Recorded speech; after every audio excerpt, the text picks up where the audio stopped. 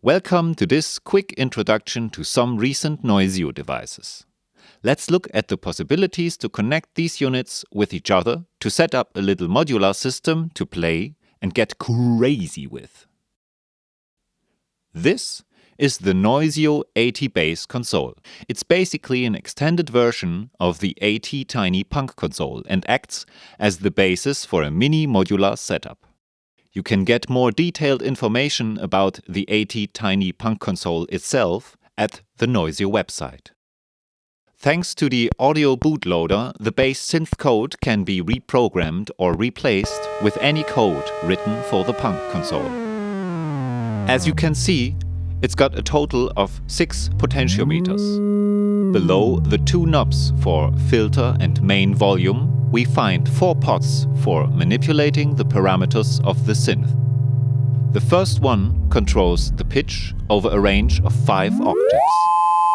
The second one is for volume. The third one is a detune within a range of 1 octave down. And the last one enables you to switch between different waveforms: sinus, triangle, saw, and square. The first 3 values, pitch, volume, and detune, can be controlled by 5 volts CV signals delivered through these related red mini-jack connectors. This method of powered CV signal flow is kind of a new thing. Let's take a closer look. The tip of the mini-jack, usually the left audio channel, provides 5 volts from the ATBase to any kind of control voltage generator, in this case, the human hand. The ring in the middle of the plug sends the signal back from the CV device to the ATBase console, in this case controlled by the resistance of your body. The last one keeps grounding. So every time you see these red mini-jack connectors on a noisio device, you are actually looking at a 5 volts powered CV signal flow. Now, let's connect the AT LFO EG to our bass console. Depending on the value that you choose to be changed, the LFO acts as a voltage-controlled oscillator if connected to the pitch, as a voltage-controlled amplifier if connected to the volume, or as a manipulator for the detune. You can also set the LFO EG unit to envelope generator mode by pressing and holding the push button while powering the basses. Now you can trigger the ADSR envelope with the button or by an external input, for example by connecting a piezo to the connector. Let's move on to the ATKeys. As you can see, it's a 2-octave monophonic CV keyboard with a 5-octave selector knob.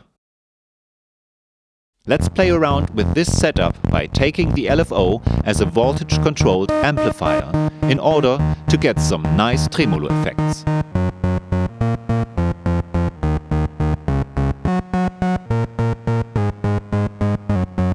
You can also connect the gate out of the ATKeys with the gate in of the envelope generator. If we restart the LFO EG unit in envelope mode by pressing and holding the button, we can now form envelopes with the ADSR triggered by the ATKeys.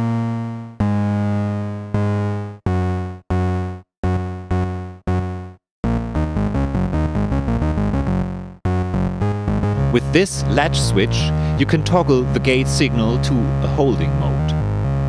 That's it basically for the ATBase modular setup. But it's also possible to use the LFO EG or other CV modules in standalone mode. In order to do that, you'll just have to connect it via this slightly unusual mini-jack to USB adapter cable. Now, you can use any typical USB charging device to power it up. To get your 5 volts CV signal, because the red jack connector is obviously already in use now, you'll just have to connect a mini jack to this black CV output right next to it. That's it for now. Thanks for watching. Ciao.